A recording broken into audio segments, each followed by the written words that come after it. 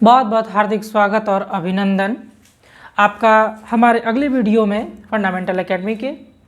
कैसे हैं आप लोग? आशा करता हूं अच्छे होंगे।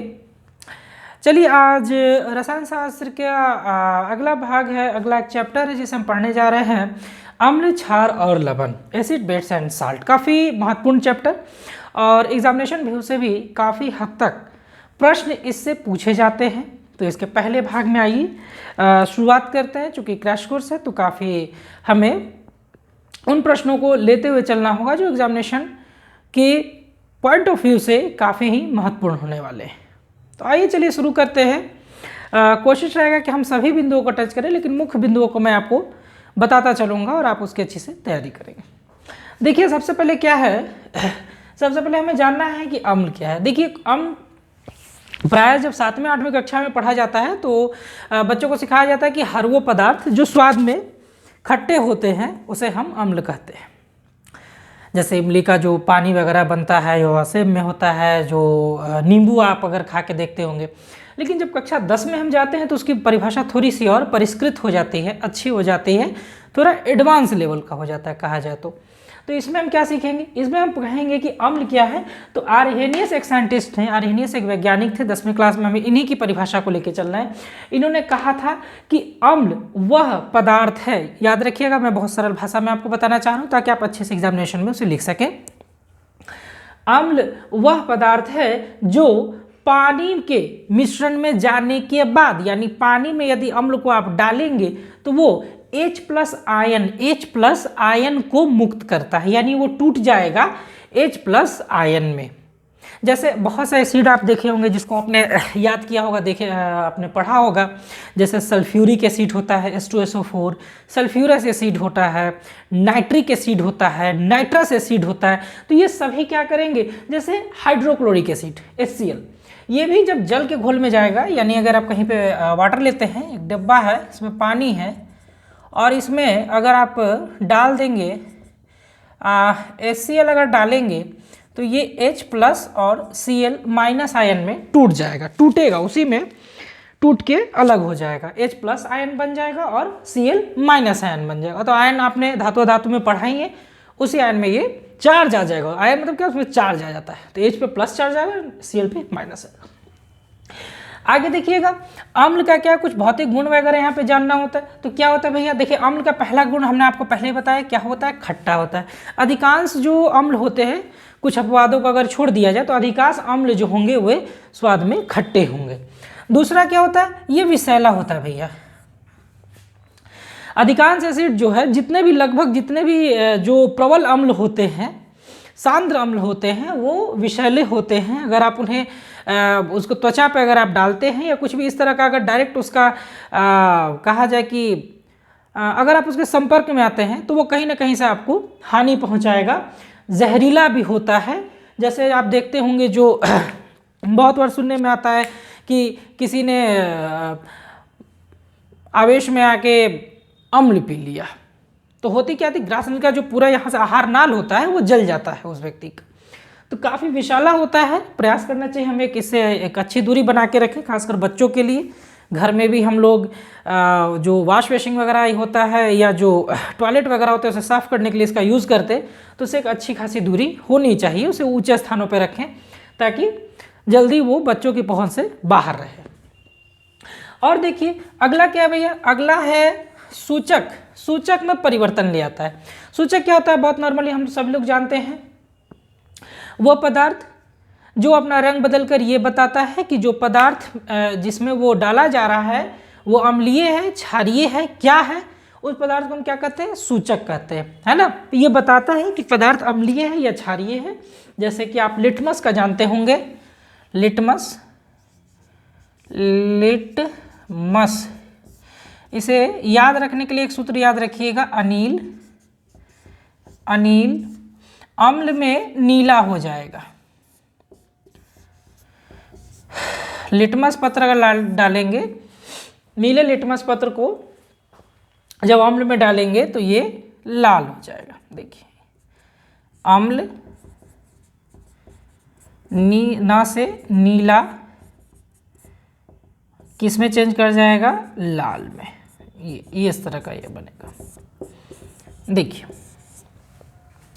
तो लिटमस एक तरह का क्या है, यूनिवर्सल आपका सूचक है, तो सूचक के रंग में परिवर्तन लाता है। अच्छा, कुछ विशेष चीज़ों में जो अम्ल पाया जाता है उसको मैंने यहाँ लिख दिया है, खासकर इसे याद करके जाइएगा।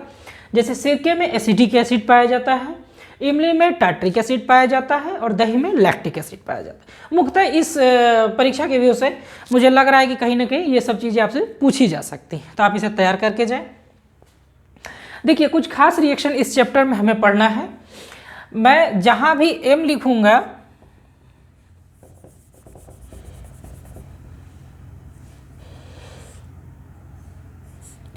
जहां भी एम लिखा होगा उसे आप मेटल पढ़ेंगे, यानी धातु पढ़ेंगे। देखिए, सबसे पहला जो रिएक्शन हमें देखना है वो है एसिड और मेटल के बीच में, एसिड प्लस मेटल। तो क्या होता है कि जब कोई धातु अम्ल से रिएक्शन करता है, जब कोई धातु अम्ल से रिएक्शन करता है, ध्यान से देखिएगा, जब कोई धातु अम्ल से रिएक्शन करता है तो वह साल्ट बनाता है और H2 जो गैस होता है ये प्रोड्यूस करता है, हाइड्रोजन गैस देता है। जैसे एज एग्जाम्पल अगर हम देखें तो जिंक एक धातु है, Zn सिंबल आप याद ही होगा, याद रखिएगा, ये पूछता है, याद करके जाइएगा अच्छे से। जिंक जो है वो H2SO4 से अगर रिएक्शन करेगा तो SO4 सल्फेट जो इसका रहेगा ये रेडिकल्स आपको याद करने होंगे और कहीं ना कहीं एसिड के भी नाम आपको अच्छे से याद होने चाहिए। फंडामेंटल जो 10 से 12 एसिड लगभग, हाँ समथिंग 10 से 12 एसिड जो है आपको याद रखने होंगे। अगर आप ये याद रख लेंगे तो कहीं ना कहीं आपको जो साल्ट होता है वो साल्ट आपको याद नहीं करने होंगे। मैं आपको इसका एक ट्रिक बताता हूँ। देखिए, जब कोई धातु अम्ल से रिएक्शन करता है तो वह साल्ट और H2 गैस प्रोड्यूस करता है, हाइड्रोजन गैस बनता है। देखिए, ये जिंक सल्फेट बना लिया, सल्फेट, सल्फाइड, नाइट्रेट, नाइट्राइट, ये सब जो रेडिकल्स हैं ये आपको याद करने होंगे। Zn की जो संयोजकता होती है वो SO4 पे चली जाती है और SO4 की संयोजकता Zn पे चली जाती है और दोनों की चूंकि संयोजकता 2 है इसलिए दोनों कैंसिल हो जाता है और हमें ZnSO4 जिंक सल्फेट और H2 गैस मिल जाता है। पहला रिएक्शन। दूसरा रिएक्शन देखिए, धातुओं की क्रियाशीलता श्रेणी क्या होती है, क्योंकि अगला रिएक्शन जानने के लिए हमें ये जानना बहुत जरूरी है। धातु की क्रियाशीलता श्रेणी वो होती है जो धातु की क्रियाशीलता के आधार पर जब उसे सजाया जाता है। सिंपल सा भाषा में समझिए, एक ताकतवर व्यक्ति है, भाई बहुत नॉर्मल भाषा में हम बताने का प्रयास करें, एक ज़्यादा ताकतवर व्यक्ति, एक कम ताकतवर व्यक्ति। अब एक कम ताकतवर व्यक्ति के पास मान लीजिए कि ढेर सारा धन है, तो ज़्यादा ताकतवर व्यक्ति जाएगा, अपने बल का प्रयोग करेगा और वो धन उससे क्या करेगा, छीन लेगा। उसी तरह रसायन शास्त्र की दुनिया में भी बाबू होता ये है कि अधिक ताकतवर जो भी धातु होते हैं वो अपने से कम ताकतवर धातु से, जिसके साथ उसने पहले से संयोग करके रखा है, रिएक्शन करके रखा है, उसे उसके यौगिक से डिस्प्लेस कर देते हैं। ये डिस्प्लेसमेंट रिएक्शन में भी आपने पढ़ा होगा, वो उसे डिस्प्लेस कर देते हैं। जैसे इसका उदाहरण हम देखेंगे, कैसे देखेंगे ये आपने समझा, धातु की क्रियाशीलता आपने समझा। अधिक ताकतवर जो धातु होंगे, यानी धातुओं की क्रियाशीलता श्रेणी ये है कि धातुओं के उनके क्रियाशीलता के आधार पर ऊपर से नीचे जब सजाया जाता है तो इस श्रृंखला को हम क्रियाशीलता श्रेणी कहा जाता है। किस तरह से वो रिएक्ट करते हैं, देखिए इसका उदाहरण देखिएगा। एम को हमने बता दिया मेटल है, यानी मेटल का कार्बोनेट जब एसिड से रिएक्शन करेगा तो क्या बनेगा, साल्ट बनता है, H2O बनता है और CO2 बनता है। याद रखिएगा, CO2 ये ऊपर चला जाएगा, रिलीज हो जाएगा। देखिए, अगर जिंक कार्बोनेट है, इसका आपने रिएक्शन कराया H2SO4 यानी सल्फ्यूरिक एसिड से, तो ये बनाएगा जिंक सल्फेट, H2O और CO2। देखिए Zn जो है उसने H2 को वहाँ से डिस्प्लेस किया। ऐसे चूँकि हाइड्रोजन का तो आपने जाना होगा, थोड़ा सा अलग तरह की प्रवृत्ति रखता है, कभी मेटेलिक होता है, कभी नॉन मेटेलिक आ जाता है, मैं बताऊंगा आपको।